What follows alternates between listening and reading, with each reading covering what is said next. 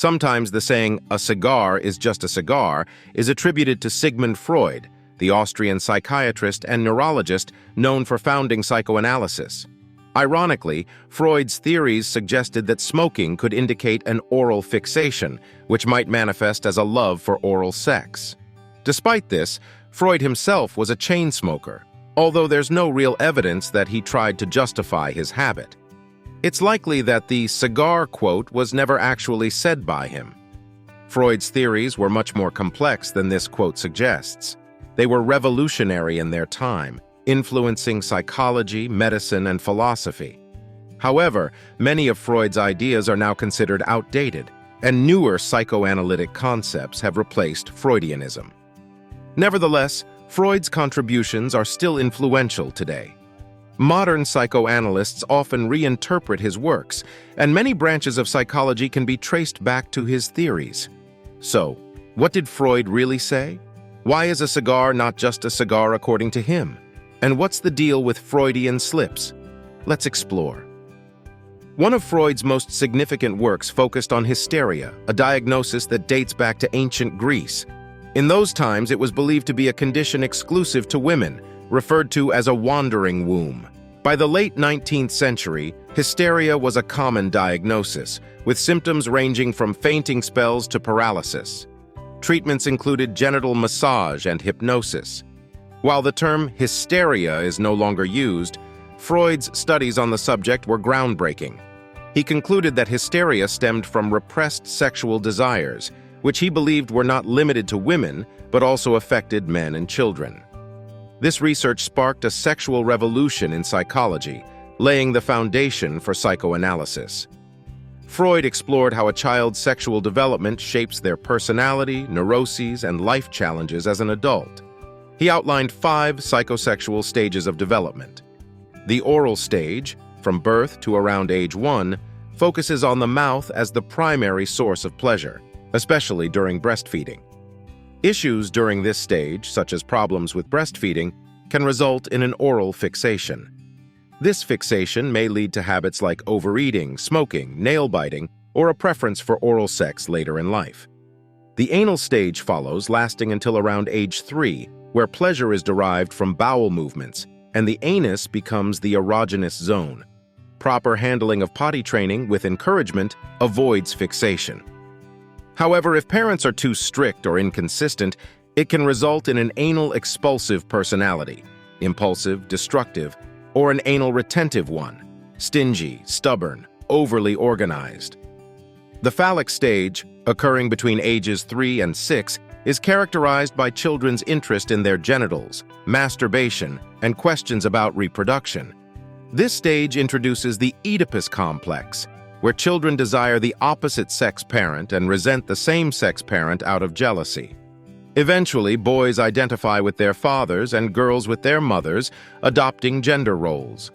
Fixation at this stage can lead to promiscuity in women and a drive to dominate women in men, possibly resulting in impotence or frigidity. The latency stage, occurring from ages 6 to 12, represents a temporary pause in sexual development as children focus on academic pursuits and forming platonic friendships. Fixation during this stage can lead to the development of insecurity and inferiority complexes.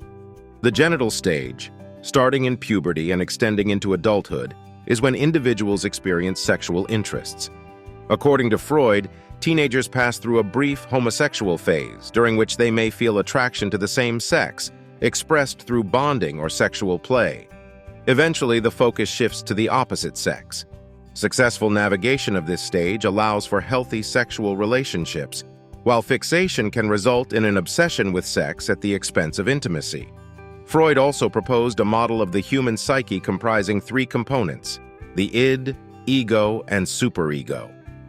The id, present from birth, is the primitive unconscious part of the mind housing basic drives and instincts. Freud categorized these as life instincts: eros, the sexual drive aimed at preserving and reproducing life, and death instincts, thanatos, the aggressive, destructive urges towards self-annihilation.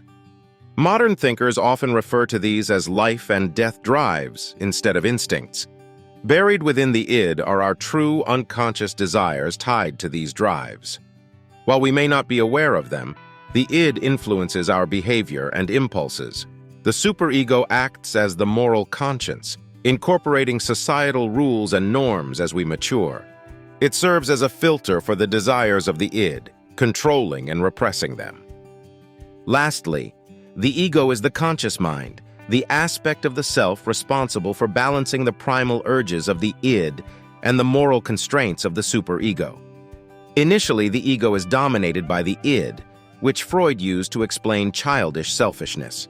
However, as the superego develops, behavior changes, and individuals adapt to societal standards.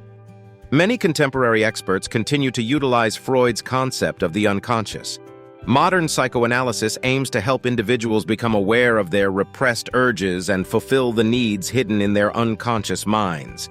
To access the unconscious, Freud developed two primary techniques. One was free association, where patients would spontaneously express their thoughts without censorship. Freud believed that slips of the tongue, Freudian slips, revealed repressed thoughts. Analysts would interpret these unfiltered expressions to uncover hidden desires.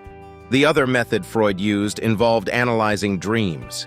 He believed that the surface content of a dream, the manifest content, was a disguise concealing its true symbolic meaning, the latent content. Psychoanalysts would interpret dream narratives to reveal unconscious thoughts and desires expressed through dream imagery. Although Freudianism is considered outdated, the core principles of Freudian psychoanalysis continue to influence modern psychology. Analysts still revisit and reinterpret Freud's work, recognizing his profound impact on the field and the emergence of various derivative schools of thought. What are your thoughts on Freud's ideas? Do you see him as a revolutionary genius who uncovered the foundational elements of the human psyche?